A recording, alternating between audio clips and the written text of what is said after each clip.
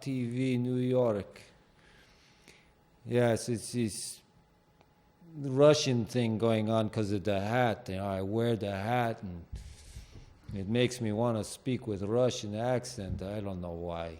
Okay, I'll try to be serious and probably be falling into Russian accent from time to time, but I'd like to thank you all for tuning in.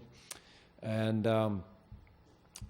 I'm doing a follow-up show tonight, a little bit better planned out, with my photography and a couple of Photoshop illustrations, and about what I have been studying in the sky since 2005,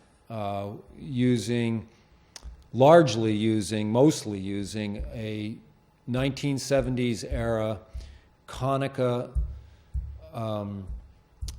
35 millimeter camera with a 400 power zoom lens that I put a doubling lens on, so it became an 800 power zoom lens.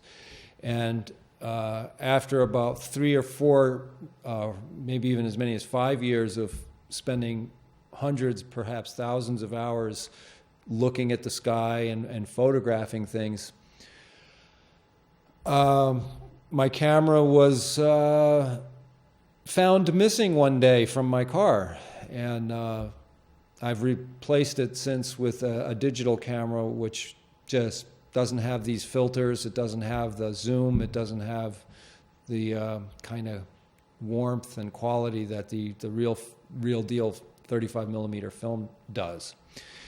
I'm going to cover this show kind of like a slideshow. So we'll be moving through our slides, and I'll speak to each one. And before I get going, I'd like to thank Paula Gloria Barton for teching for me and making this show possible, because I can't operate the equipment back there behind the desk and be in front of the green screen. Clearly, I need help. So thank you, Paula. And don't be bashful if you want to ask questions or jump in. And also, for those of you who are watching live tonight, today is Wednesday, March 20. Is today the 23rd or the 22nd? 23rd. Happy spring, happy Equinox. And moving right along, I want to open up the discussion tonight. Oh, right. What I was saying is you can call in tonight at this time, and the phone number is 679-7777, 845-679-7777. You can ask questions or poke fun at my Russian accent. I don't mind, and we'll get right to it. I have a couple of categories here: clouds and chemtrails and objects in the sky and stuff like that. And we're opening with this very, very important and illustrative cloud picture here, and that's a cirrus cloud. I took that photo in probably 2007, 2008, somewhere in there, coming back from Massachusetts, and this cloud was over the region of Boston, and I took it from the car on the Mass Turnpike. And what's significant about this is what you're seeing there is you're seeing a natural cirrus cloud that is being attacked by chemtrailing plane or several planes. Because if you see in the lower part of your screen, you'll see old chemtrails that are wisping away, and you'll see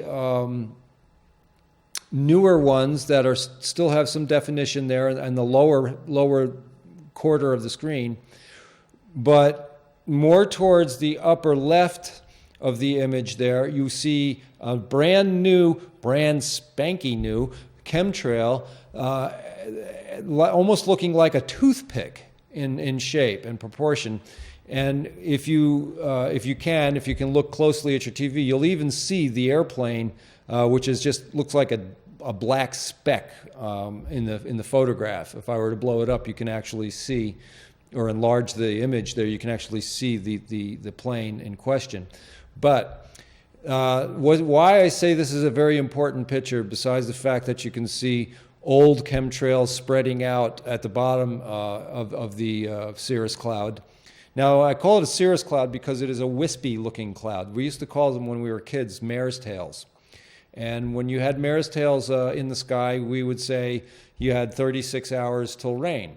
So that's like in a day and a half you were going to get rain when you would see these cirrus clouds. And you can't go by that anymore, because the cirrus clouds are being manipulated and inoculated with metal particulates in a, I don't want to say gaseous form, but an atomized form, which is almost gaseous. It's a very, very fine particulate of aluminum oxides, barium oxides. There's a variety of metals that are used in other, as well as polymers called aerogels, which help suspend these particulates in the atmosphere longer. The reason this is very illustrative is that in my many years of research into clouds, clouds are like the living parts of superorganisms. It's like another order of life. You know, all you guys out there, do you know your orders of life or your kingdoms? You have the plant kingdom. You have the animal kingdom. You have the fungi. Okay, and then those are then broken into orders of life, where you have amongst say the animal kingdom, reptiles, birds, mammals, insects, bacteria, plants, and in a fish. That's another order of life.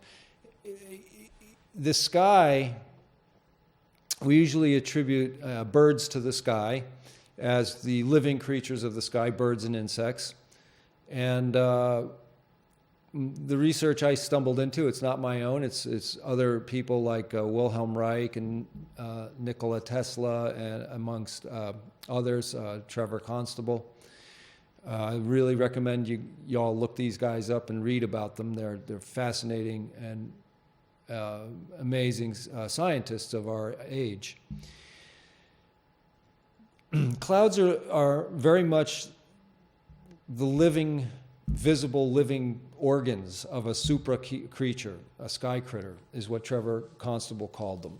And Trevor Constable did his research in the 1940s and 50s using the Air Force latest technology, because it was the Air Force that conscripted all three of these gentlemen, actually.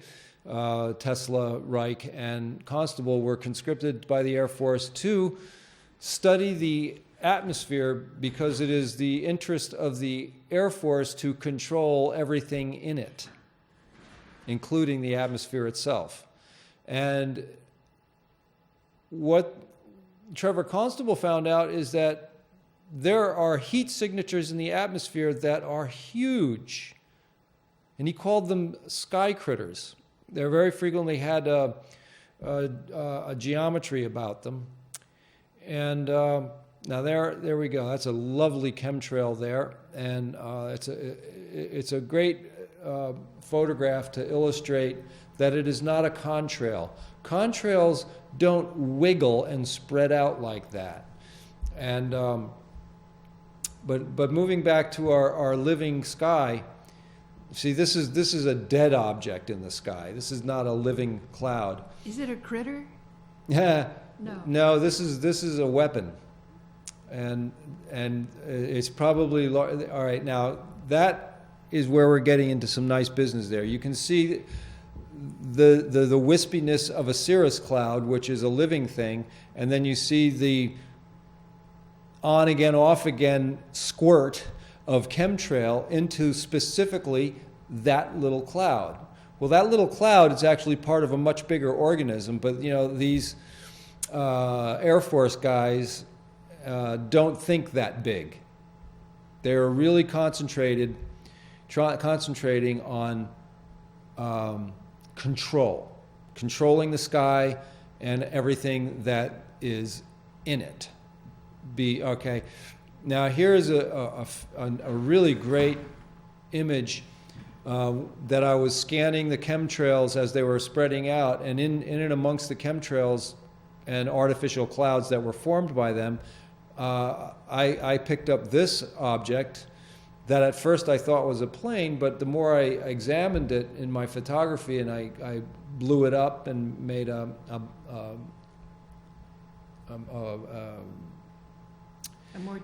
more detailed or enlargement of that image, it became very evident to me that it is not an airplane or conventional aircraft that we are used to with wings and engines. This one seems to have a disc-like quality about it.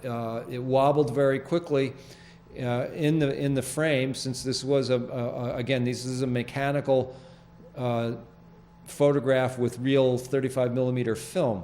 So the f-stop, or the shutter speed, will catch a very quick movement. So on the right of this object, you'll see a smudge of brightness. That's the reflection of the sun, in my estimation, as the object wiggled a little bit, because these gravity drive craft do not always sit still in the sky. They frequently bump and they move around. You know, they are flying with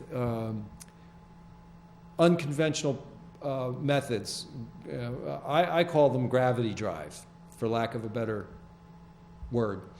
And they create a distortion field under the craft or around the craft, and they sort of surf the geomagnetism and gravity fields of whatever planet they're around when they're in an atmosphere. So as they do that, they're not using the energy that their battery or their reactor core generates. So they have to bump around. They have to discharge that energy. So very frequently you will see them do a quick movement and then come back to where they were, while they're sort of surfing the waves of the gravity of the planet. So that's one of the indications of a gravity drive craft. Okay, and some of those indications are in that photo. As we now that's our Cirrus cloud again being attacked with what I could tell was a conventional craft. And you want to talk more about that? No, we can move on to the next frame. It's helpful for me when we have these different images up to keep the flow of the conversation. But leading to the study of the atmosphere that Trevor Constable and Nikola Tesla and Wilhelm Reich engaged in for the Air Force, they discovered that the sky is a living thing, and it is much an extension of the ocean. And in the ocean, it is populated with creatures. Some of them are like jellyfish. Well, much as the sky. The sky is populated with another order of life that Trevor Constable called sky critters, which apparently reproduce. They live for millions of years, and they're highly intelligent. And that's another thing that comes into question, is that I've had experience with cirrus clouds occurring at low altitude, which they're not supposed to do. And there's even a NASA article, you can look it up, cirrus clouds below 10,000 feet, a new phenomena found after, say, 2006. Now, if we want to fade back to that image, I'd like to talk about that image. Is that a cirrus? Now those are cirrus clouds, and that's a very curious craft that's in it.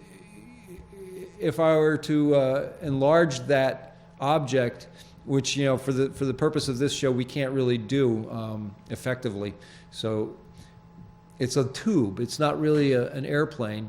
But in editing, I can. And yeah.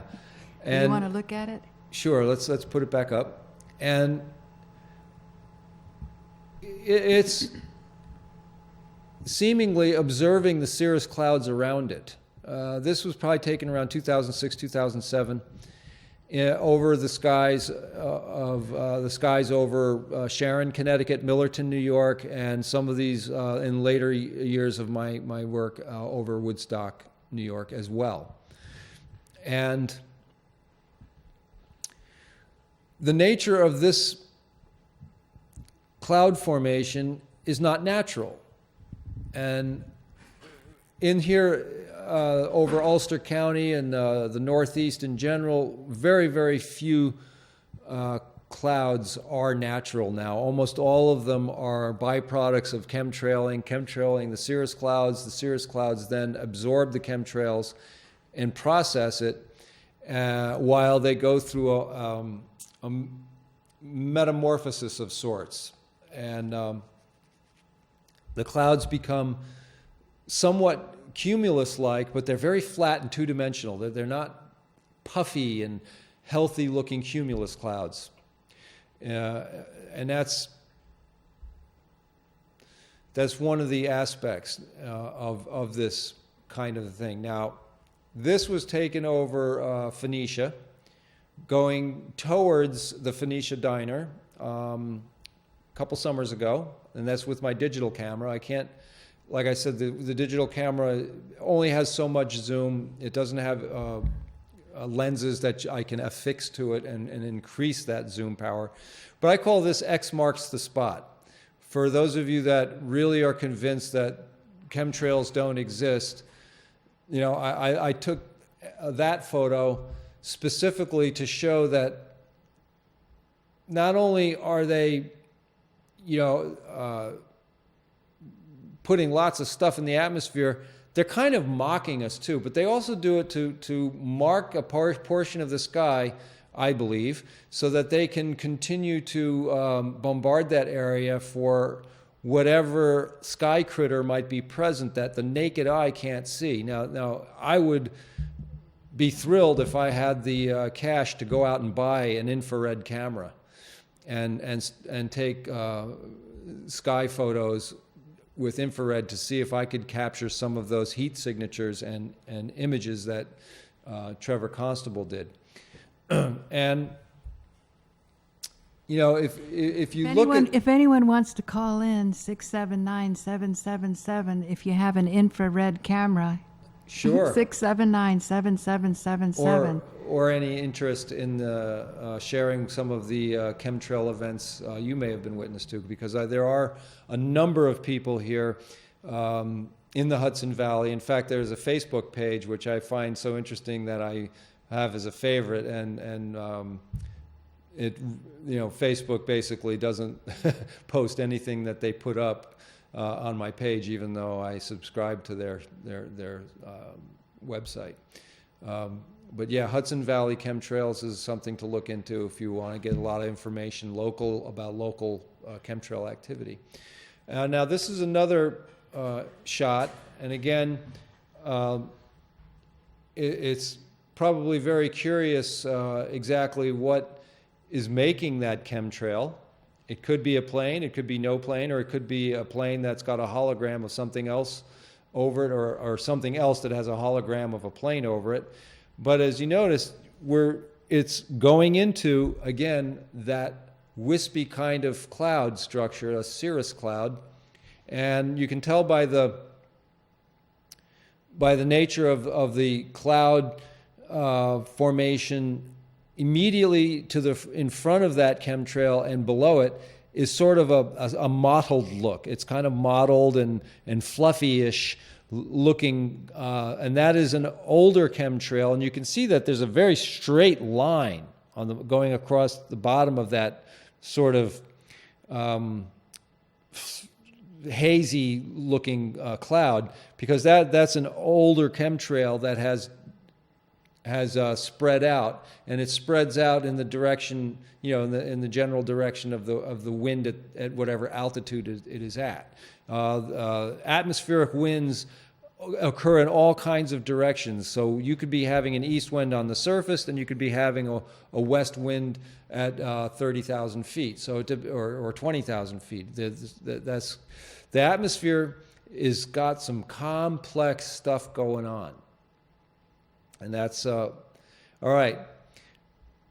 This is another important image, because what you're seeing here is that a contrail doesn't turn on and off, and a contrail doesn't leave a residue for a trail. If you look carefully at this image, you'll see that this. Explain contrail. Yes, I will. All right. A contrail is a condensation trail from an airplane. Okay, usually a jet. It could be a turbojet. That's a jet engine that has a propeller on it as well. And what happens is that you are burning kerosene, jet fuel, and it gets compressed once it's atomized and squirted with just like a fuel injector in your car. There's fuel injectors in jet engines in the compression, where the turbines create a compression area, and that compression is then ignited with a spark, and the fuel is burned, and as it's exiting the jet engine, it's very explosive, and it creates a whole lot of thrust. And that's the idea of a jet engine. And that thrust pushes the craft forward. Well, the exhaust is the thrust, is a byproduct of the thrust, is the exhaust, and that exhaust creates that trail behind the plane. At usually 20, 30,000 feet is when those contrails occur, because it is cold enough at that altitude to make the water vapor in the exhaust, because that's what happens to the fuel. And this is all engines that burn hydrocarbons, is you have water as a byproduct in most. I've seen as much as 90% of every gallon of liquid hydrocarbon fuel burned is water. I've seen other formulas that say 60%. So I'm going to split the difference. Somewhere between 60 and 90% of every gallon of gasoline, diesel fuel, jet fuel, water is coming out the tailpipe or the jet exhaust. And that freezes as ice crystals, and then it sublimates. So a contrail sublimates after about a mile, 2 miles behind the craft. It disappears, goes away. To look at it on the ground, if you put your hand up and you measure with thumb to pinky like that in the sky, and you're looking up with your like that, that'll give you like the distance of the contrail from the plane. And so that is like a rough way to measure, well, it's maybe 1 mile long or a half mile long or 2 miles long, depending on the altitude and various other ways of measuring it. But just from the ground observation without tools, you can use your body, measure it with your thumb and your pinky like that, kind of like that. So as long as the craft is moving and the engines are on, there's going to be a contrail. This is you correct. Can't get around it. You can't get around it, and it's altitude related. It's above 10,000, 15,000 feet. That's when it's cold enough for this contrail phenomena to really manifest. And then, like I said, a normal contrail sublimates. Sublimation is when you go from one state of water, the solid state, which is ice, to the gaseous state, which is vapor, without passing through the liquid state, which is water. See, because usually water goes in the reverse order. Starts out as a gas in the atmosphere. It collects onto a cold object called a nucleating particulate, and then then it gets heavy as a water droplet, and then it becomes a water drop, and then it is heavy enough to fall as rain. That's the natural thing. And if it is cold enough, it will fall as sleet or snow. Contrails are very different than chemtrails. The chemtrail doesn't require altitude to determine whether it's going to be visible or not. It is visible when they turn the nozzle on and spray the stuff out. That's when it's visible. And here you can see it's at a place in the atmosphere where there's enough of a gentle breeze, but not very much, that the chemtrail is lingering, and it's showing its chemistry, in a sense, by holding together and making these wiggles in the sky. All right? A contrail won't do that. A contrail is straight, and it dissipates. It doesn't hang out. Within 2 or 3 minutes, it's gone. Chemtrails, on the other hand, will hang out all day.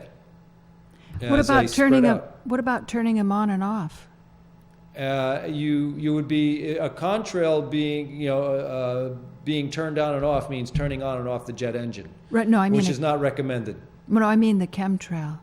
Like this one, could it be turned on and off? Well, yeah, it can be. I think it's sort of indicating. I almost think like it's like running out of juice, so it's like sputtering out as they're emptying their chemtrail tank. Yeah. If you want to roll along to another image, let's see what we got. Okay. All right, now this is a chemtrail cloud sky. That sky is not a natural sky. It's been chemtrailed heavily, and again, it's sort of that steely, metallic gray, not very interesting, very two-dimensional looking. Not a happy sky. It's not a happy sky, and you can see it's very hazy in the mountain below it. So that's another. All right, here we're getting into a little fun. This our object has a companion with it, and I'm not sure if that is an artifact of dust or dirt on the film or in the processing of the film to print. But there it is, and this little weird thing on the left there occurs in quite a bit of my old photography. But what we're looking at here now, you could say that I've got a shaky hand, except the definition of the trail itself. There's at least 1, 2, 3, 4, possibly 5, maybe even 6 streamers of chemtrail coming off of. It's not an airplane, folks. I don't know what it is, but if it was a shaky hand, now mind you, this is an enlargement. This is an extreme enlargement. So to have that much definition and that much of an enlargement, you would clearly see smudging of a shaky hand.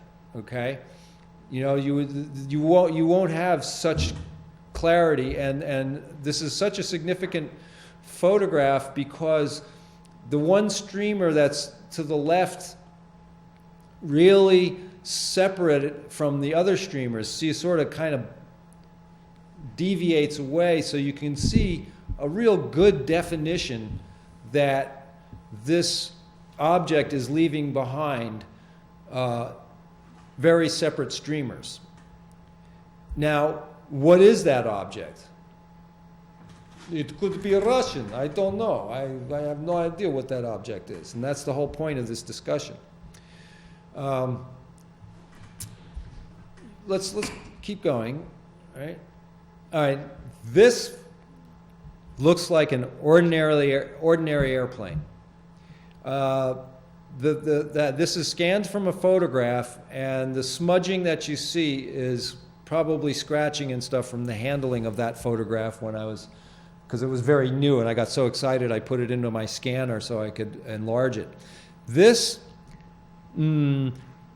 jet, if you want to call it that, was probably 15 or 20 feet long. You could not fit a human being in it. It's a drone.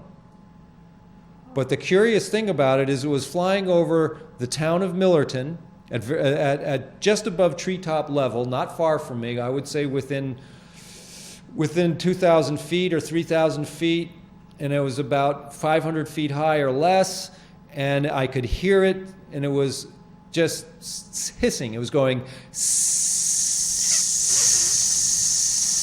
and it was making the most curious movement because it was not flying conventionally. I'm going to use my hand. That's not a duck. All right? And it would go like this, stop.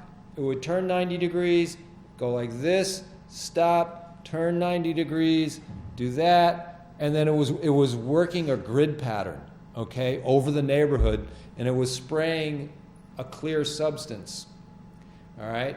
Do you want to go back to that? Look at that. All right, now, the other curious thing about many of these weird objects, again, I was pretty close to this, and it looks exactly like a normal jet. The only thing is that I don't know of any conventional jet with what looks like an engine. See that tube-like engine-looking thing behind the wings and in the tail section. A backpack. Okay. Now, there is a 727 which has a gang of 3 engines on the tail section. And it's one of the best. If you can get to fly on a 727, that is one of the best engineered commercial jet airliners ever. It's not a very big plane. But anyway, that's the normal configuration. I don't know of any, and if there's any airplane experts out there, go ahead, call in and correct me if I'm wrong. One engine on the tail section I've never seen, unless there was 2 engines on the wings. I've seen that configuration. I've seen 1 engine in the tail section with 2 engines on the wings. There are no other engines which appear to be engines. I personally think that's just more stuff to spray around. But the thing is that there's also, I've worked over this photograph many times, there's no windows. There's no windows. And it's small. I was close to the object. And there's that little orb dot-like thing right under the craft, right under the nose section. And this, I think, is a cloaking thing? Is very likely a hologram generator, because I don't think there's an airplane there at all. I think it's just a mock-up that they give us. And this photograph has been taken up by a lot of websites. It's gone around the world. Ken Adachi's site, educateyourself.org, Your photograph went all over the world? Yes, this one has. Wow. Through the internet, yeah, through since 2007 or 2006 even.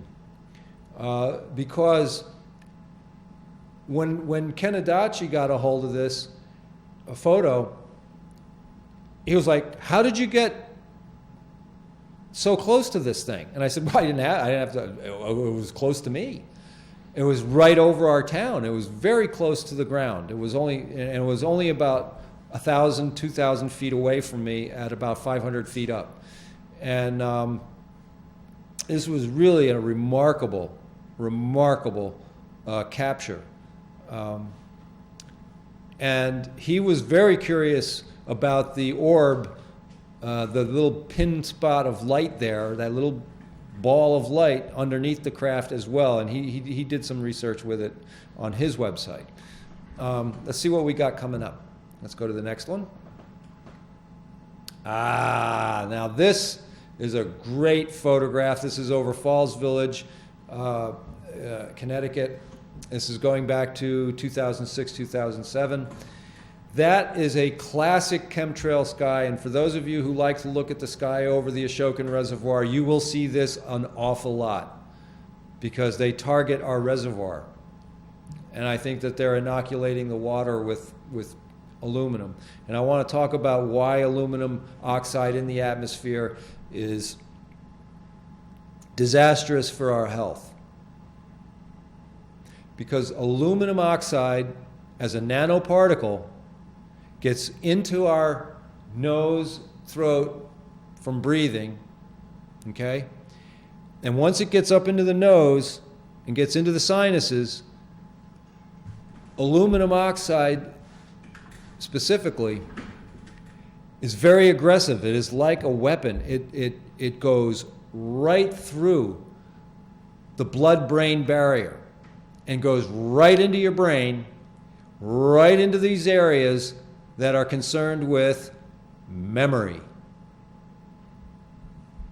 Now, I took care of an elderly gentleman for a short time in the early 1980s.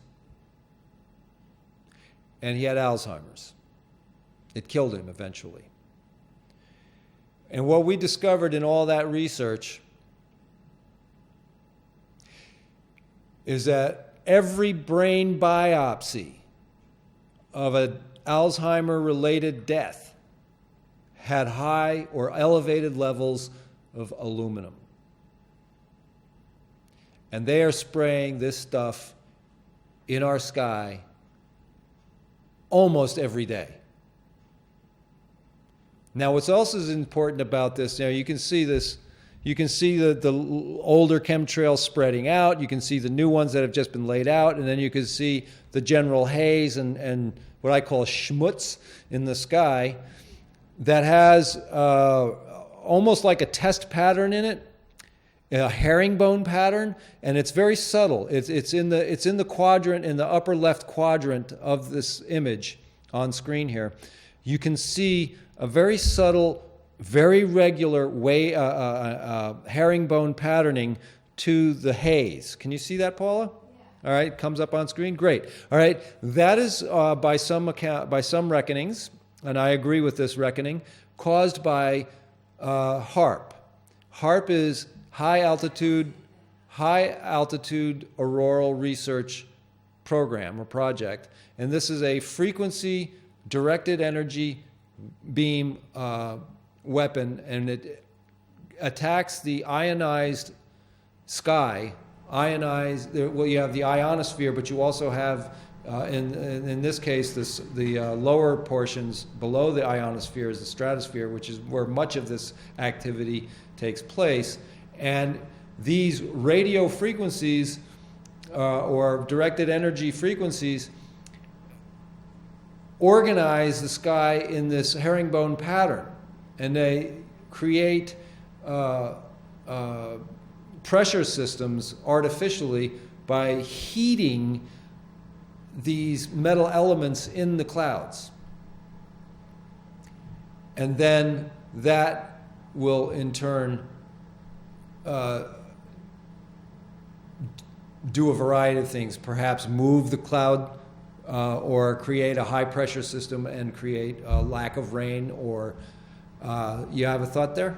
Yeah, it reminds me of putting sand on a table, and then you put frequencies and vibrations, and as the table shakes from the frequencies, it makes different patterns in the sand. That's exactly what it's doing. Yeah. It's the same principle. It's very much the same principle. If we want to move on, all right. This was in the same backyard in Falls Village, and it is an enlargement. I should have perhaps put a context figure, a picture, but this was right in the backyard, and directly below that image is lawn, a big lawn, about 1.5 acres of lawn. So it's just grass, and then in the distance trees.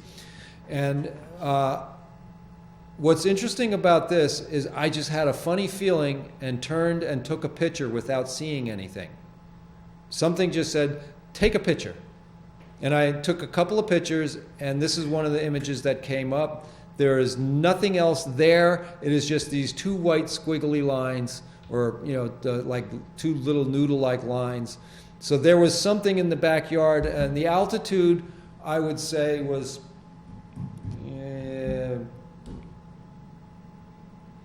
30 feet. Wow.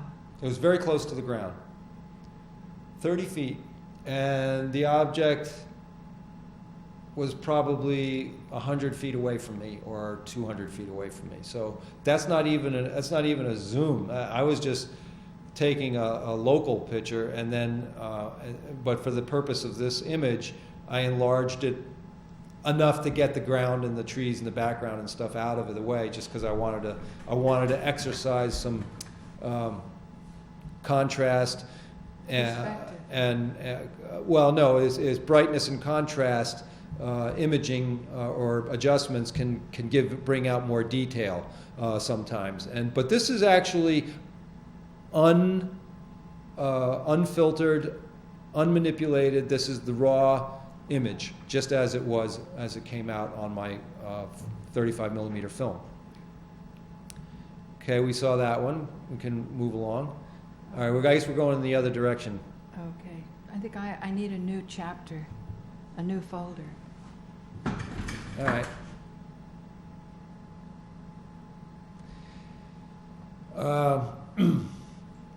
The sky is a living thing, and cirrus clouds are very important because they are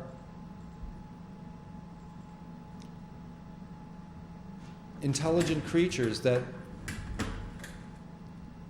work to regulate our weather. And people say, oh, you can't control the weather. Well, the research I stumbled into, and again, some of it's mine, but most of it isn't, that's not the case. And these cell towers going up are going to be a part of this grand design weaponizing of the atmosphere. Now, there are treaties that exist that Russia, China, I guess the G8, the big ones, signed treaties that geoengineering and weaponizing of the sky would not be engaged in. So much for that treaty. And let's see if we got, okay, we've been there. Let's go. Oh, okay, all right. Now this guy is much like that other plane. Now I've had people say to me, well, that's a Warthog, that's an A-10. Well, I know what an A-10 is, and I know how big they are. They're probably 50, 60 feet long, and they make a real good roar. This, if you want to call it an airplane, if you will, was again very close to me. It went right over my head, and it was maybe 15 feet, 10, 15, 12 feet long. You could not put a pilot in there. You cannot put a pilot in that little thing. It, again, like the other one, the other craft, just made a hiss. That's the sound it made. Does that mean it was close to you? It was very close to me. It was as close to me as though I had it on a kite string. And fortunately, I was out taking pictures, so I had my camera around my neck. I didn't have a real good opportunity to focus in on it because it was very quietly going right along at I would say it was going 20 miles an hour. All right, so something that's close to you going 20 miles an hour, it's like this, I had to snap it on the move, so it wouldn't be, you know what I'm saying? Yeah. You have to, when you do sky pictures of airplanes like this, if you want a stable image, especially, good, now you have me like this, I can show you peeps. This is what I had to do. I would have to get it in the frame and then track at the speed it's going and then snap, snap, snap.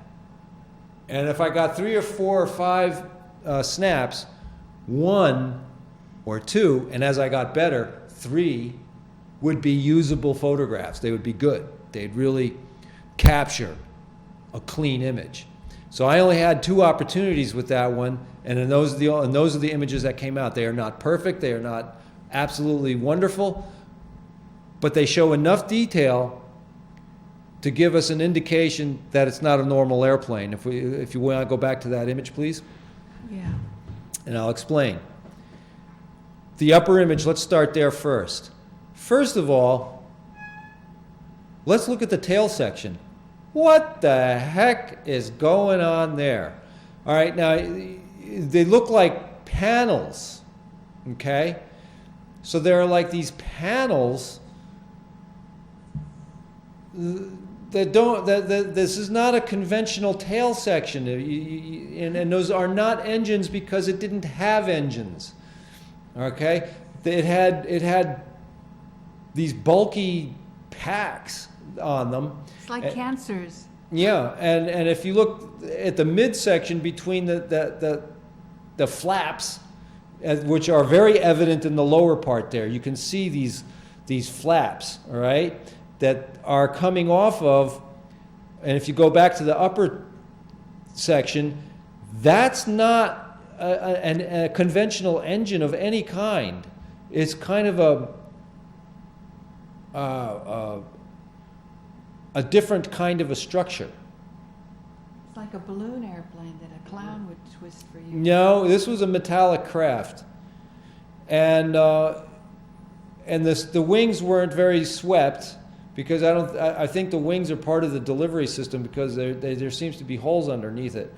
But once again, tracking underneath this plane, you can see in the upper photograph yet another object that was not visible when I took the picture, but it came out on the picture. And that's why I love this old Konica camera, because I always had a filter on it. I didn't know what the filter did. I'm not a photographer. I had to learn on the hoof, right? And so I would change these little filters, which would look very clear looking, and some of them had a slight amber cast, but very, very light, not much. But most of them were clear, and I think they're like polarizing or depolarizing, polarizing or depolarizing filters that gave, in some instances, a great deal of clarity, and in other instances would give details that the naked eye can't see. And this again, this was in my other one. I love this image. First of all, it was an intuitive shot. I was driving around the north side of Mudge Pond, and very, very high up, way high up over where my house was on the south side of Mudge Pond, the sky was clear, but there were these big cumulus clouds, nice thunderheads, right? But in the clear spot, way up, I mean, we're talking 40,000 feet or more, I saw a little glint. And I always had the camera next to me, and I always had it focused for way high, just because it's easier to go from way out to in than from in to way out. For me anyway, it was just that way. So I grabbed the camera and I put it in that general direction. I stopped the car, of course, and I snapped away. And in snapping, I could see these little glints. Bang, bang, bang, bang, bang. I think I took 5 or 6. Let's go back to the picture. And in that collection, one I got. And that's it. Very high up. I only had a fraction of a second to get it. I took 5 or 6 shots, just hoping I'd catch whatever it was that was glinting up there. And when I got it home, and I got the film developed, and then I got the prints home, and I put the prints in my scanner. I had quite a process. I scanned the print, so sometimes you can actually see the grain of the print. But this one had enough detail that as I enlarged it and enlarged it and enlarged it, by God, you can see a disk craft with a coronal discharge. And that's what a scientist said that was under it. I showed this photograph. This photograph went around the world too, back in 2007. Yes, that's like an electric field discharge. And then, do you see the craft? And I went over this in the last video on this subject last week. That craft is not symmetrical. It's not symmetrical. They're not going to be symmetrical. Okay, here we are. It's not going to be symmetrical if it's a real UFO because they bend light. They bend light with their gravity drive systems. All right? Unconventional aircraft. They do not use propulsion in the context that we are familiar with. And that's why I'm telling you, this is my photography. It's not photoshopped. It's not fake. The only thing I did is enlarge it so that we could see what that little thing was way up high. All right? Let's move on to the next one. There's that disc craft again. That's a good follow-up because what we're seeing here is different types of craft. Are Ruskies making them? I don't know. It could be Ruskies. It could be aliens. It could be Nazis. Nazis. I hate Nazis. But no, seriously, I'm not pretending to know what these things are or who made them. I'm just reporting. I'm reporting something I believe to be extremely important, and it is called the impact of very advanced technology upon the human condition. Love this photograph. All right, that's a chemtrail, that white line. This is a big blow up, and there in the sky is what I call an extra dimensional. And I believe he's at his desk and he is observing what's going on in our atmosphere. I think that, he's like, in some spacecraft or some extra dimensional, cubicle in his office somewhere, and he's at work doing his job, checking up on the planet. Now, maybe it's an artifact of my camera, a lens flare. I don't know. But the curious thing is, if you look, there are other photographs, and I didn't have a chance to include it today, taken by other people. Now this is with a 35 millimeter film, Konica camera. I was using Kodak film. I was using a couple other brands. I think there's Samsung or something, or I can't remember. But I was using very good film. I spent money to get these images. But there's a fella in North Carolina. He and his wife took a picture of the atmosphere over the bay or something like that, and they got that little guy in their photograph when they printed it out in their home computer. This image, very very similar to the image to this, up in the sky. Now I want showed up on their digital photo. Could be, maybe he's lonely.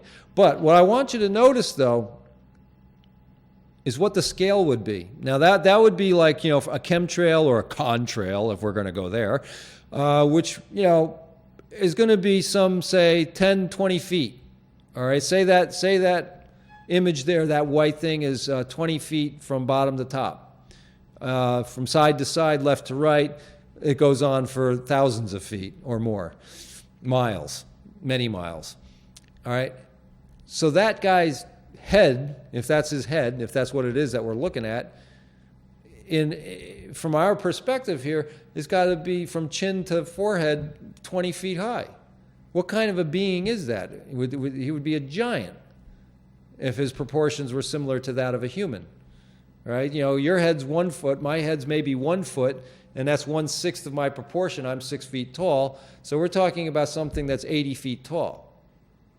If he has a body like that, maybe he's got a short little squat body. He's still going to be pretty tall. So this is a curious picture, and that's why I included it, because this image, this guy shows up in another photograph. Well, why can't you see his body? Because I think he's like looking through an extra dimensional window into our atmosphere. That's what I think, because in another photograph that I do have, you're going to see him at his desk. Let's look through. Is it in And the folder? eventually we'll get to it. All right, let's just talk about this one for a minute. Much like that other thing, maybe this is the same type of thing. You can see 1, 2, 3, 4, at least 4 trails. And this is very, very fine definition. It was very high up, and you can actually see the grain. All right, that's how clean a photograph. You're looking at the grain of the print from the scanner. So that's the actual, emulsion on the print that you're looking at there. So that's how much of a blow up that is. And look at the detail we still have. Okay? Right. This is not an airplane. Could it? All right. Is it another angle of the following one? Let's go to the next one like you just had. See, now this is another extreme blow up, and it's depixelizing. You can see that it's really, but enough detail is shown here that you can see clearly it is not a helicopter, it is not an airplane, and it's got some kind of tail section that looks like it's distributing stuff. It's got pipes instead of wings. Trick of light? I don't think so. I don't think so. Let's go on to the next one. And here is the same or a similar object actually spraying the chemtrails out there. Again, this was very high up. It was far away. And I managed to capture enough detail. You got to remember, folks, I'm capturing this image with my bare hands in a camera, tracking the speed of the object and snapping the photograph with shutter, with the shutter speed, and not wiggling my hand. That's how steady of a hand you have to have with the further the object away is, the steadier your hand has to be. And here we are again. This is the context picture. It's not spraying here, and that's not an airplane, folks. I don't know what it is. It's another context view. Fabulous photograph. You can really see it's just delivering stuff to the atmosphere. What is it delivering? I don't know. Oh, an airplane with 3 trails and 4 engines.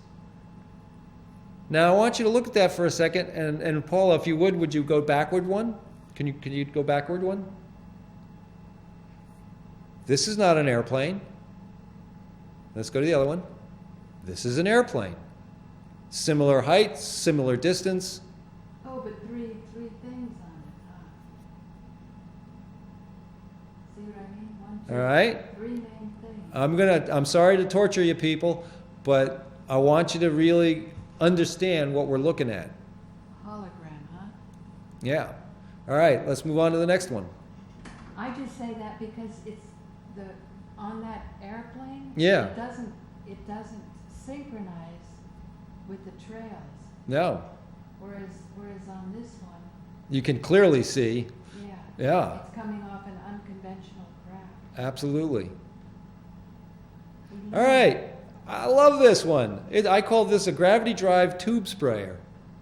It was small. It wasn't too far away, but it was far away enough that I had to really blow it up. We're going to be running out of time, so what we're going to do is we're going to skip through these a little faster.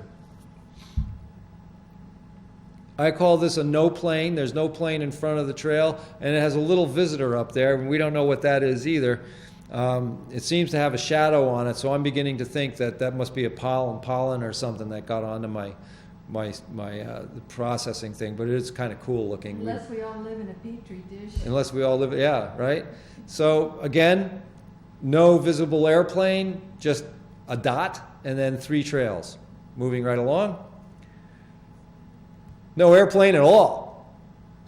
There's just a chemtrail being sprayed, and I was tracking this one, and there was no airplane in front of it, and that's why I want to say sometimes they have a cloaking device. They can actually make whatever the object is disappear, and you're just seeing this chemtrail or contrail appear from no apparent source. Moving right along. All right, this is a best of.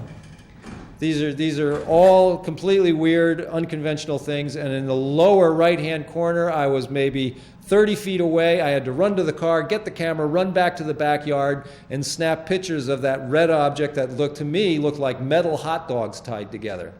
This is a fabulous photograph. Nobody has one like it. Go ahead, you can move right ahead. We can keep going. All right, this is not a comet. It is a craft that fell into the atmosphere and grew a tail and started flying along, and I got a fabulous picture of it. That is not an airplane. I don't know what it is, and it is doing something with the atmosphere. I get a better vibe from this one. Yes, well, I have discussion about that. There are apparently, from some channeled information from a medium, a woman who channels spirits. I said, well, I got some questions about my photography, so I took it to this lady, not Marge Turcott, that was somebody else, Lois Hartwick. Superb channel. She is really good at what she does. And I was told that I was capturing imagery of bad guys spraying crap in the sky and good guys spraying other kinds of things to neutralize the stuff they're putting in the sky. That's what I was told. Not scientific, but that's the information that came through. All right, love this photograph. Look at it for a second, appreciate it, and let's keep going. All right, again, tube craft. That's not an airplane. It was over my house in Connecticut. It wasn't very big, but I didn't have the zoom on the camera, so I had to zoom in on it on my scanner, and that's why you see the grain of the photograph. All right, that's the little guy that grew a tail. All right, there's a little spot. It looked like a quarter falling out of the sky, and it took its position underneath the trail of another object. Move right ahead. And there it is. You can see from the lower part of the screen, there's some dust on there or whatever, that black line. But you can see where the object was underneath the trail. You see that little smudge there, that little thing on the lower left? And then in the next instant, within this snap of a photograph, within the shutter speed time, it went from that spot to the next spot. Wow. Okay, and that's that object that then grows a tail. All right? This one? That one? Yes, and you'll see what happens. All right, so move right ahead. All right? And there it is. See, it grew a tail. In the lower... below the big one, the big trail, you'll see a slight little trail. Yeah. You see that? It's now growing a trail. That little object went back below and it grew its own tail. Now go to the next image. And I tracked it going through the tail of a tail. Go to the next one. There you go again. Now I got a nice glint of the sunlight or whatever. It became more visible. Go to the next one. So you can see I snapped a roll of film on this sky event. I've just given you a sampling of that sky event that day. Go to the next one. So you can see clearly I tracked these two objects over a period of some minute and a half, just snapping away with a steady hand as it was moving overhead. And that was what was in front of the big trail that the little guy was flying under and then through. That is another event. That was from Falls Village. That was very, very high in the sky. I call that a supercube. This thing would appear, disappear, and then appear in another part in the sky. I just love that one. All right, now here again is another conventional airplane. I don't think so. And this was very, very high. And again, these artifacts of little orbs and white spots, I don't know if that's part of the cloaking device, extra dimensional stuff, but this does not appear to be a normal aircraft. Moving right along. And that's our friend in front of the chemtrail. And now I worked on this one, all right? So this is not a raw photograph. That is our little extra dimensional guy, and I think he's in his little office there. And the details that I saw, in this guy, underneath his chin, looks like some kind of apparatus that hooks to his chest or something, but he's at a console, and I did a little bit of work accentuating dark and light, all right, in line, but not to change the image. I didn't change the image in any way, but I did accentuate contrast, light and dark, so that we could pick up a little more detail. That's why it's not a normal color of sky, and you can really see the grain of the print. So this is an extreme blow up. That is the front of a chemtrail, and here's this guy looking at it from, I don't know, from some extra dimensional office somewhere, looking into our reality to check on what's going on. This is my best explanation. But this, again, this particular image, or this type of image, has been found in other people's photography, and I've encountered that on the internet. So and there you go. That's the red tubey-like craft. Again, this image was picked up by MUFON and a couple of other magazines and stuff in Europe, online publications. About 15 feet long, absolutely silent. It just looked like red hot dogs tied together. It was the most bizarre thing I had ever seen. And that was tough to get that one. And I want to go back to this. Again, I want to impress upon you people that this is a living creature that is being attacked. Our sky is full of cirrus clouds. Cirrus clouds are the visible parts of living things, and they're intelligent. And our powers that be, Air Force, whatever you want to call it, are doing something to them to modify our weather and our reality. So that was a pretty fast hour, wasn't it, folks? Yeah, you want to go longer?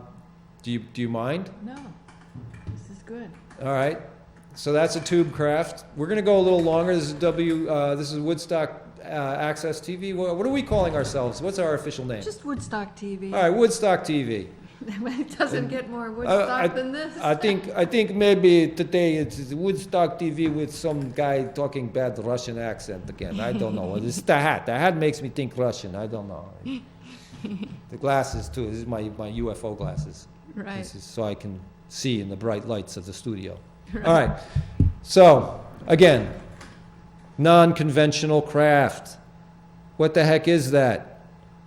There's only one streamer coming off of it, and I'm hard-pressed to call that a wing. That is not a wing.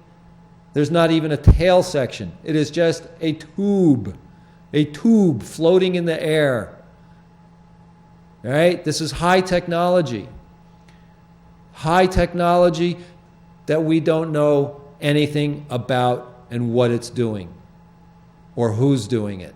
Right over our heads. Okay, next one. Again, this one's, I include this because you can see an old chemtrail with a new one being laid out. This particular little guy, this is what I call a context image. So you can see a good swath of the sky. It was definitely chemtrailed a lot that day because it's not blue, it's gray. The sky itself, it's supposed to be clear there. Well, it's full of schmutz. And you can see in the lower left corner an old chemtrail that has spread out already. All right, next one. And we're going to revisit my that's my first image I made with Photoshop to do an artistic rendering. And that's my memory of a craft that visited Rockland County, Pearl River in 1963. And they explained to me that it was a living craft, that it had all the components of animal, plant, and metal machine working together. Yeah, well, we're there. We're doing it. We're hybridizing ourselves with machinery right now, and we're going to be implanted with chips, microchips, RFID, radio frequency ID chips. We're all being barcoded. You know, can I at this point say something? Sure. This was the image that and you're on the green screen going live right now. Right. But when I edit it, I'll put that back of you. This was the one that Joe had a lot of problems with. He was really getting into your show, and he said, "Oh no, that's just too crazy." Let me see it. This is the one. Oh, This that one. Yeah, Yes. he had trouble with it.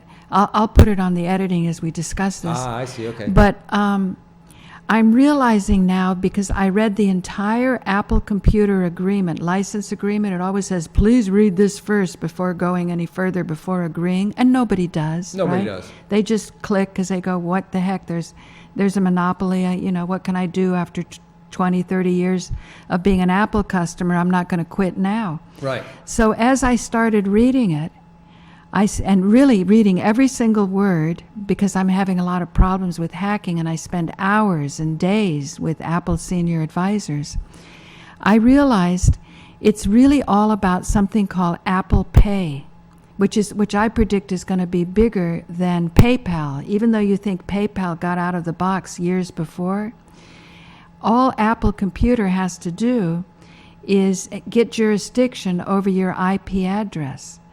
And the reason I say this is because they're talking about a secure thumbprint sign-in, which originally they came out with the PC computers. I saw it on an old laptop. You just whisk your finger by, and they know it's you. But now they've created all this fear, and understandable, about the internet and the fraud, so people are out of the habit or don't even know that you can have a secure thumbprint sign-in. I've seen the technology in use on a handheld device just the other day. Right. Get in, this guy, in order to get into his phone. Yeah. Yes. Into his phone. So the technology's there, but the problem is we haven't claimed it as men and women. And that's why I'm saying, by being so persistent with Apple, and I told the senior advisor, I'm really sorry, I can't move forward on this correctly. And can you tell me, is this the same agreement that's posted on your website? And he indicated it was, but he said he couldn't be 100% sure. And I said, well, even 99.9% sure, as you know, George, as well as Joe and I do, in court you have to be 100% sure. You have to have every I dotted, every T crossed. So as I got to thinking about this, I realized what you were talking about on this one, about having a being that you saw at a council, where can you show the fingers again? I'll do the close up on you. How are the? Well, you can actually see one of them in one of the following drawings. Yeah, and it's 3 fingers and a thumb. Right, and it morphed into the council. Can you explain that again? Because then I'll go on with what I learned. It was just like setting his hands into the. I'll do some drawings sometime so you can get a feel of what I saw. But he would set his hands into this console, much like this table, because it formed fitting to the ship, as everything's circular, and everything's molded and rounded. So in case they bump into something, they don't get cut to pieces. And as the hand set into these depressions that were form-fitting, I could see fiber optic connections, what looked like fiber optic connections, connecting to the tips of his fingers, and really. And then he leaned back, and you could see that as he did this maneuver, he had to make an adjustment to the onboard computer. I mean, his mind and the onboard computer had to communicate, had to hook up, and so that the subtle hand movements did some maneuvering, but the big decisions were telepathic downloading or telepathic communication between the craft and the pilot. Well, now, see, this is what excites me about Native American culture and deep spiritual wisdom beyond the corporate body, where we create a reflection of the laws of nature in our man-made laws, that can we, instead of viewing this as something frightening or strange, or in Joe's case, just something so off the wall and bizarre, he didn't want to consider it. When you were talking about what if machines came first, and yes, we as biological beings came later. Right. But still, what does it matter when really we're all on a journey towards the soul, towards understanding what our soul is, in which case, instead of running away from it, where it could be acclaimed in law, you've abandoned it. Why don't we step to the plate, claim our property, and say, I'm the original content creator, or that being that you saw, if he's making a subtle adjustment with his brain or his mind, do you feel pity for him? Do you think he's a slave of some other entity? Or is he just doing his thing? Like we get into an automobile and turn a key, or get into a train. At one time, trains were viewed as dangerous, that people shouldn't be going that fast, and the robber barons and all that. During that experience, it was explained to me that they were on board with their families. And I had met them. I had met little ones. I had met bigger ones. I had met what looked appear to be female as well as male. I would not say that they were insectoids, so there's or reptoids. They were humanoid, but they were hairless, as best I could tell. In this craft? Yes. Okay. And they wore clothes, but the clothes they wore, their spacesuits were a nanometer thick. I mean, they were like so... alien latex. Well, no, I was exposed to this fabric as a covering on a book. They showed me a book, which I took to be the repair manual in case things failed. Anyway, this was a very special book, and they showed me this book to give me as evidence of my contact experience. I wanted to keep the book, and they said, no, nix that idea. You can't do that.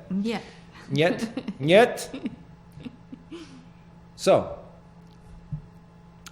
they said, notice everything about the book. So when I put my finger and ran my finger to feel like the finest silk, it was the most finest fabric you could imagine.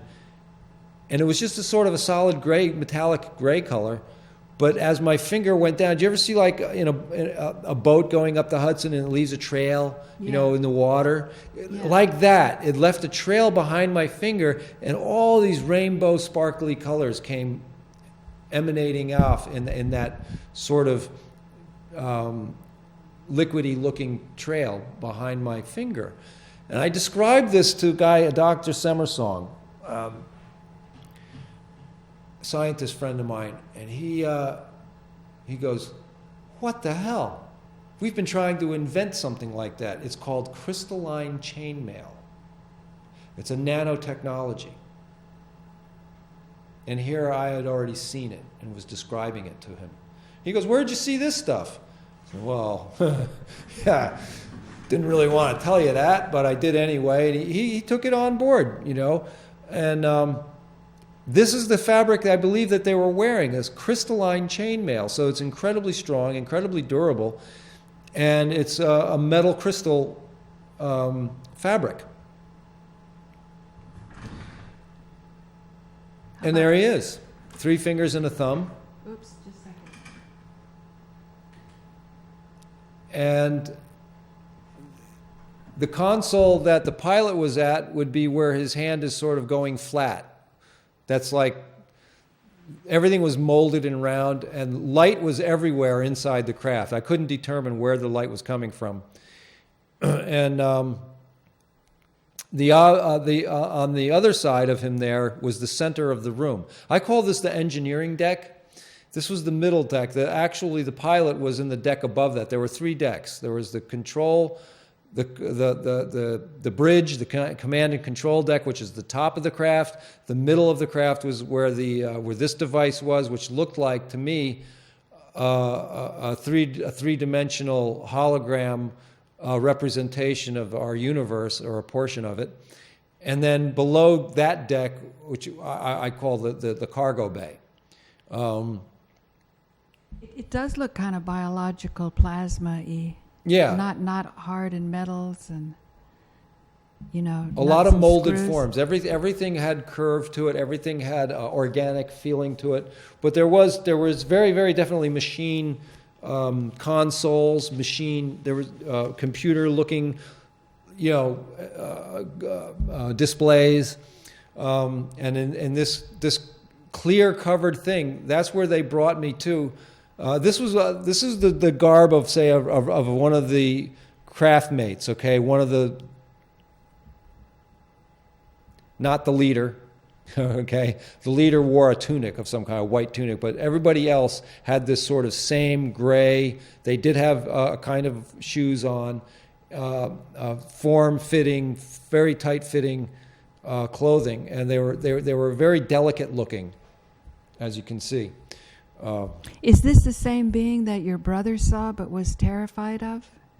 I mean, what was same kind of people. What was the feeling you got? Because when I look at it, maybe it's just your artistic representation with the colors. It has a warm feeling to me.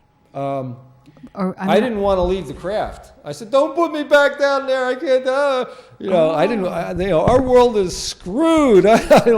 Take me with you.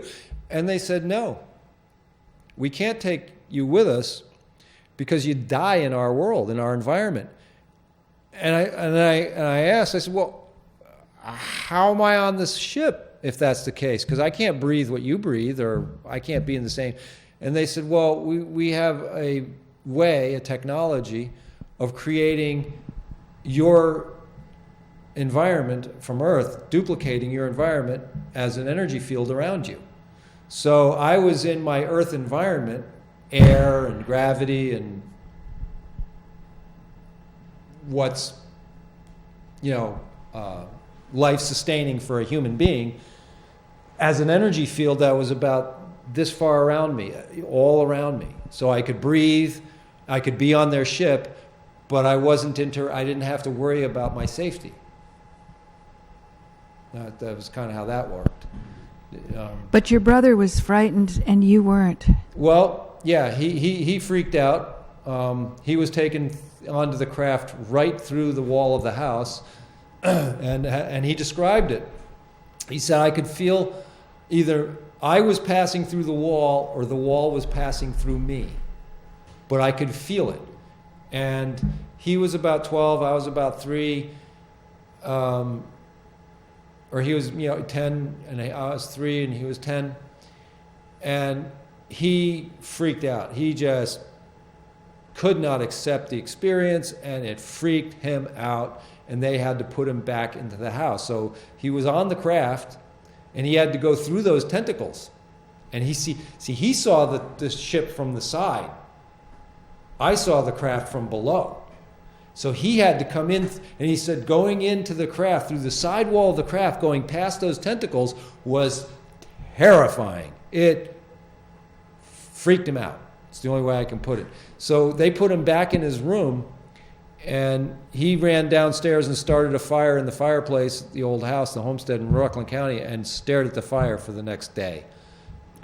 Wow, he knew how to decharge, didn't he? He was never the same since. I mean, it affected him quite profoundly, and I think a lot of his troubles in life is because he can't take reality seriously after an event like that for him, and neither can I.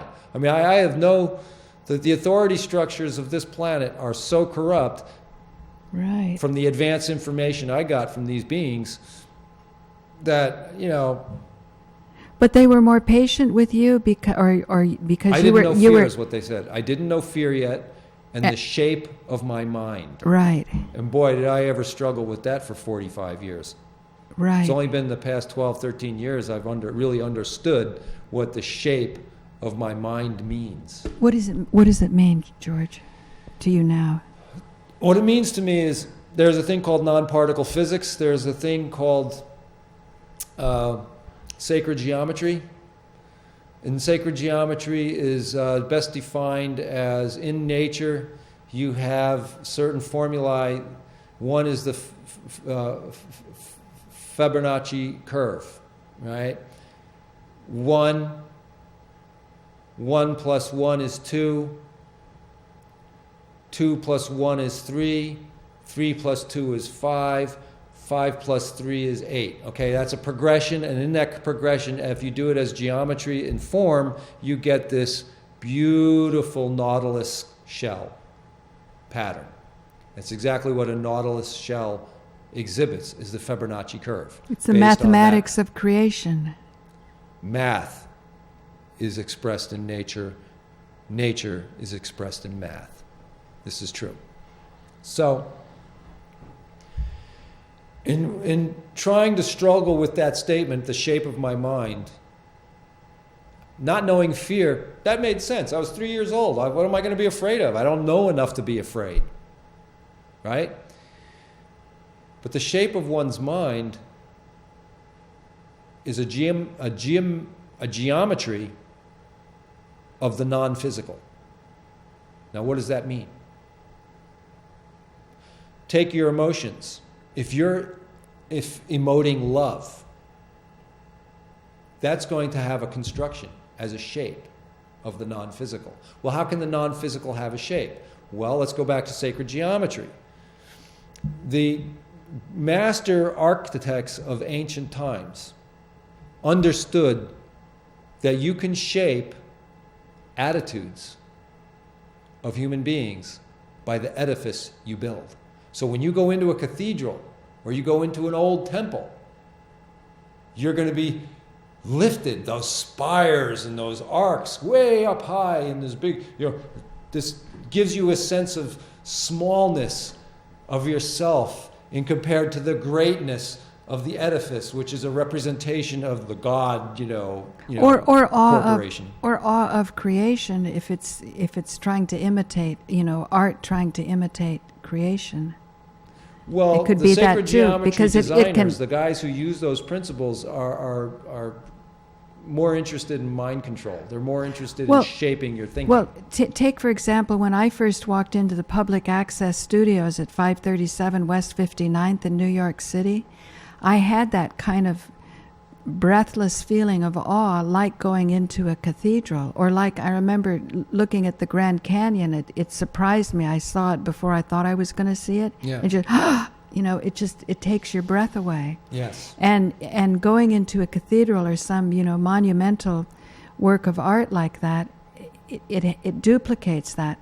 Now, when I went into the public access studios, that's just sort of a government building. It's not really that beautiful. There's no soaring cathedral ceilings like there are at the Ulster County Sheriff's, prison that they spent like $50 million over budget for. There weren't huge ceilings, and yet I had this feeling of awe. That's the only way to say it. It's, the idea of being able to communicate with New York City just so deeply impressed me. And then look at what's happened. It became my life. Yeah. As time went on. But when you're talking about the shape of your mind, in Eastern philosophy, I guess the holy books of the Hindus, they call mind Buddha, and that mind is the receptacle of the senses. Yet we think of mind as a thought-generating organism, but below thoughts are feelings. So the emotions are extremely powerful. And I noted even when Marshall Rosenberg talks about nonviolent communication, he talks about being in touch with your feelings. And once you know your feelings, then you can access what needs are not getting met. In most cases, they're not getting met. Otherwise, you wouldn't have the uncomfortable feeling of anger, which is an expression that the needs aren't getting met. So that even corporate structures can be pierced if the people in the corporate structures don't use the corporate structures to hide from each other and from their own feelings. Yeah. So I'm really wanting to follow you more and explore with you more what does it mean to you today, the shape of your mind? Because let me elaborate on that, because the idea follows like this. In non-particle physics, you have things called waveforms, and waveforms exhibit behaviors. Those behaviors are then measured.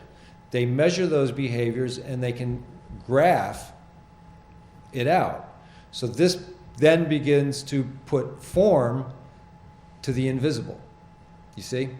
because you can't see a waveform, and our thoughts are waveforms. They're energies. So in the sense that in non-particle physics, the geometry of an orbital of an electron around a neutron will give you a shape. All right? But then going further out from that, you will also have a geometry, a shape, to say high-frequency directed energy that's coming off of a cell tower. That's going to have a geometry.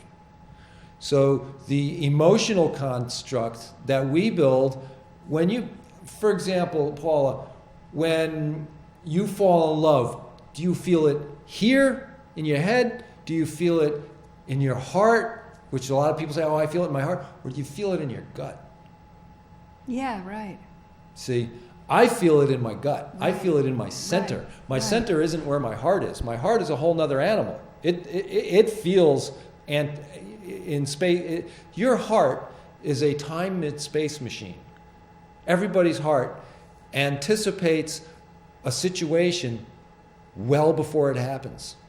And that's documented through history, happens all the time. You'd have to be brain dead people out there if your heart, if you didn't feel something before major events in your life, like a loved one dying or a car accident, the whole 3 o'clock in the morning phone call thing, all of that, when danger is present, you feel different senses. You know, when danger is present, the hair on the back of your head, there's a geometry to fear. Okay? When you fear something, to me, it feels jagged. This is fear. It's like that. When you're at peace with something, you're at rest. So the geometry is going to be collected. It's going to be together. Whereas if you're in anger, you're going to have a lot of sharp edges. You're going to have a lot of... And shutting down, too, fear. To protect yourself, you know. Right? Building walls. That's a different kind of fear. Right. There's all different ways of describing it, but what I'm saying is there is form to these qualities that we don't see ordinarily. Now, I am saying that these beings who said to me at the time that they're some hundreds of thousands of years in advance of us humans technologically, I believe that they can measure the shape of your mind by what you're putting off in your Right. thinking. Right. And that they have technology that we are real close to, people. I mean, the things that I'm talking about here, measuring your brain waves. I mean, they're talking about implementing laws for people who have illegal thoughts, thought crime, right?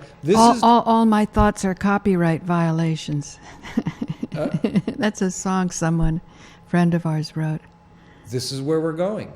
Right. This is where we're going. So, If we see we're going there, and we decide it's not a desirable place to go, why go there? Like you're saying a couple things. One, these new towers that are coming up, the frequencies, that there's this higher technology where people understand that, and we have been miseducated to be fearful of the higher technology instead of learning law that shows us we can be the masters of that technology, but we have to claim it. So I know for myself, when I was sitting in the bathtub doing my parasite cleansing, because I've been about 7 months on this very austere diet, and I wouldn't have stayed on it so long if I wasn't seeing such wonderful results. But at one point I remember in this nice warm bathtub, and I don't know, I guess post-enema, just lying there and just feeling love and feeling forgiveness, that to think that forgiveness is a function of gut hygiene, but we're never told any of this. And you start to try to find this knowledge. It sounds too crass to say doctors are being killed, but it's a fact. Doctors are being killed, so they don't want to talk about it. But instead, I think the real accomplishment would be to understand where this is all going and not to be afraid, that perhaps the doctors didn't talk enough, that they didn't use their community TV, their community radio to express, how could it be illegal in any corporate policy to stretch a hand out and help your fellow man? How could that ever be against any That's why they shot real John law? Lennon. Real law. Yeah. I mean, he was giving. There are laws on the books, or statutes. Let's not call them laws. I don't know Right. what they are. Policies, corporate policies. That prohibit a few things. I'm not going to start with the money one first. I'm going to start with religion. Okay. All right. I want to start with the religion one first, and I'm going to tell you why. I consider myself no longer Roman Catholic. All right?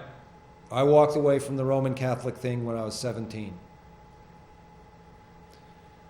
And then by the time I was 24, I had been immersed in the culture of the Seneca people, the Seneca Nation. And I was adopted Wolf clan. That's my family, is the Wolf. And in trying to understand what we call freedom of religion. Oh, that's a good one, folks. Yeah. Well, it only applies to recognized religions. And the question becomes, who recognizes, who's making these decisions? Either we got freedom of religion or we don't. That's my book. But I found out that I can't practice the peyote teachings of 100 different Indian nations who use peyote and other cactuses, including mushrooms, for spiritual practice. Sacrament. As a sacrament. It is so weird, okay, this freedom of religion thing, that the peyote meetings I was invited to, I had to stay outside the meeting tent or the teepee because there was FBI Indians in there making sure white people don't take the peyote.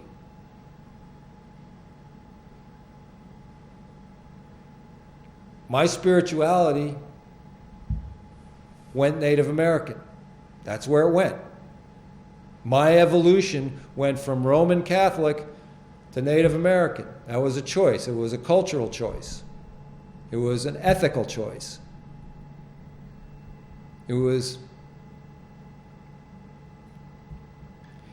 a conscious choice to take up a practice that involved honoring and respecting the air, the water, the fire, the sky, the earth, the moon, and all of the manifestations of creation, seen and unseen.